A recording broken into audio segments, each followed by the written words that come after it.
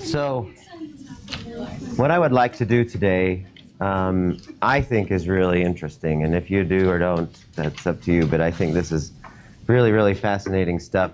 I kind of talked about it last time when I was working on my master's degree. I came upon this Harvard Mind-Body Wellness Clinic, Harvard Mind-Body Cancer Clinic, and I suppose I shouldn't have done this because I kind of stole it from my professor who had gone to their week-long training on mind-body wellness or whatever, and he brought this back, and since then I copied it and I wrote down some interesting stuff, and since then I've been adding and subtracting to this. But this is kind of some of those, you know, we watched the video last Monday of the guy who just said, "Stop it."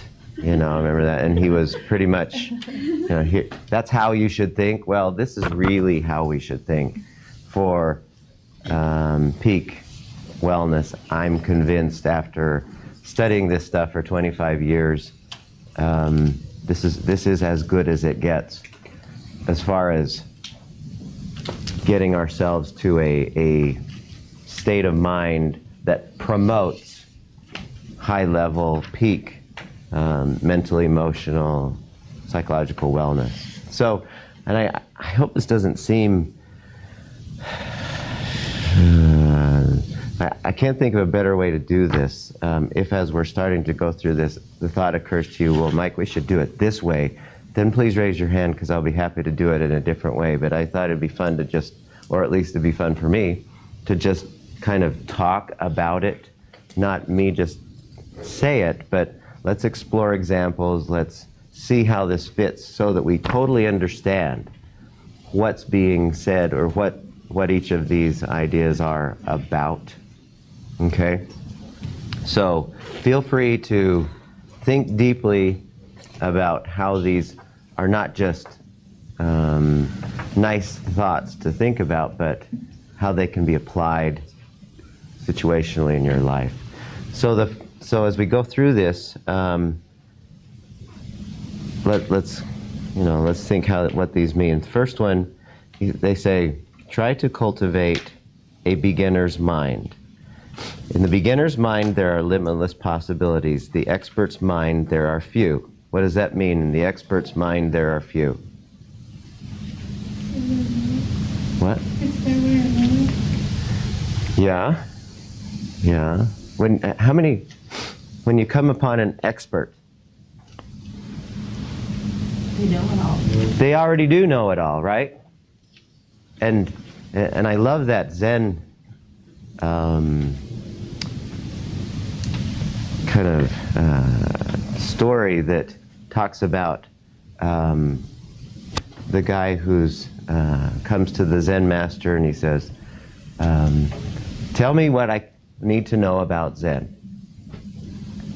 And the Zen master says, "Here, take this cup." And he takes this cup and the Zen master starts pouring in tea into his cup. And he keeps right on pouring until the cup is overflowing.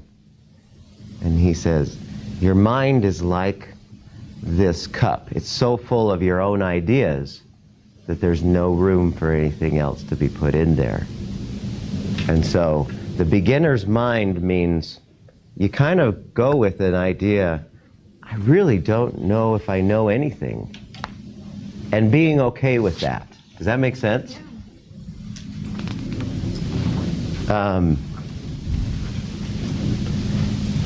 If you approach anything with the attitude of, I already know it, I already know that, I already know all I need to know, then you pretty much sealed that possibility of expansion right there. So, in the beginner's mind, there are limitless possibilities because you're open to those possibilities. Once in the beginner's mind, let go and listen to what may be put in, and we've talked about that. Some of these things will be a review. we've hit a lot of these during the semester.